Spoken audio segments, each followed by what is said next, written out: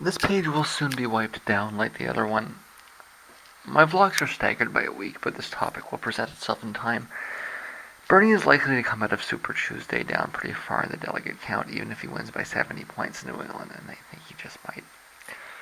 I continue to think that he has a fighting chance to come back based on a strong showing in California, representing himself as the liberal counterweight to Hillary's rather blatant conservatism. California is a reliably liberal state. Combined with New York, it has a huge number of delegates. It's actually 837 together. This is Bernie's actual path to victory. He has to sweep liberals. It doesn't matter what color they are, or who they have sex with, or what gender they are. And in fact, getting that point across is really fundamental. So he's doing this right. It's just that it's not an easy thing to do. And I'm a realist. It's not over, but it's clear who is winning. Bernie ought to sweep liberals, but he ought to have won the civil rights vote too. And maybe he did. Maybe the takeaway lies in a really strong reevaluation of what drives black voters in 2016. Likewise, the Republican primary is pretty much over. Cruz will drop out if he doesn't win Texas. Rubio will drop out if Cruz does win Texas, because he's not going to win anything. It's pretty clear that Trump will win every state on Tuesday, with the possible exception of Texas. But neither Cruz nor Rubio benefit from the other dropping nearly as much as some might think. Cruz would pick up a bit more from Rubio than Rubio would from Cruz. And the numbers just don't get there. Neither has a serious chance, and that will be made obvious on Tuesday. But Kasich is still standing, and he consequently has a real chance of cleaning up when the blue states hit the schedule. But this is again an abstraction. The reality is that Trump probably coasts. Then what's left? Trump versus Clinton? I couldn't care less. They're both catastrophes. As I've stated a few times here, I honestly don't think that Trump makes it past the inauguration alive. So we're stuck with probably 8 more years of imperialism and austerity. So I'm not going to get in between a Trump-Clinton election.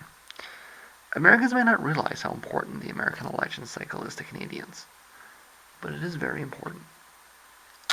As one example, consider healthcare.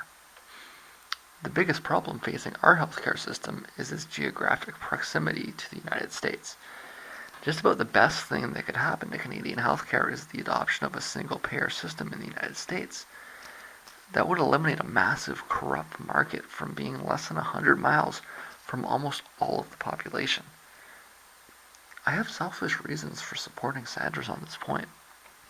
Another is inflation. Our dollar tends to move with the American dollar. Yes, it's tied to oil, but it's also almost always moving in the same direction as the USD. So when our dollar goes up relative to the USD, that usually means it's climbing faster. And when our dollar falls relative to the USD, that usually means it's falling faster. There's also the question of the cost of food, because we import a lot of our food from the United States. Inflationary pressures in the United States can have a huge effect on us. So consider Trump's wall, for example. That's going to dramatically increase the price of strawberries. I'm already pissed that they're too expensive. Another issue is foreign policy. We're tied together through NATO, and we like to be good neighbors. So we want to contribute the way that we can. But Canadians are not a warring people. We want peace. So it's in our interest to support candidates that want to reduce the number of wars that NATO is involved in. That's just 3 obvious issues. There's many more. There's NAFTA and TPP. There's climate change. There's border security.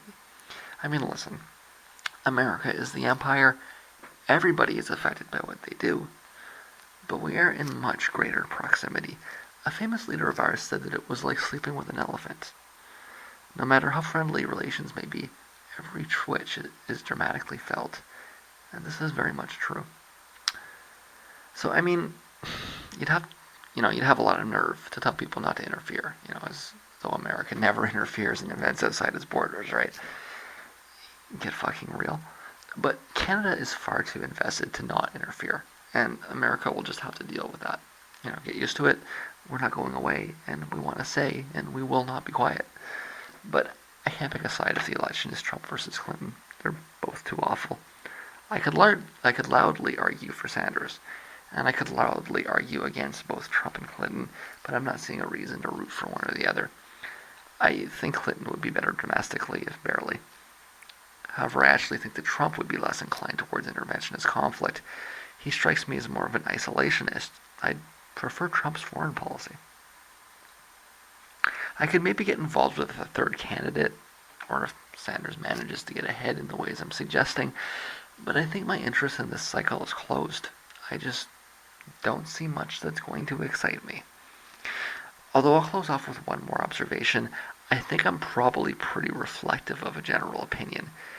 If Hillary wins and barely carries any blue states, and Trump wins with weak support from conservatives, you could see record low turnout. 45% turnout.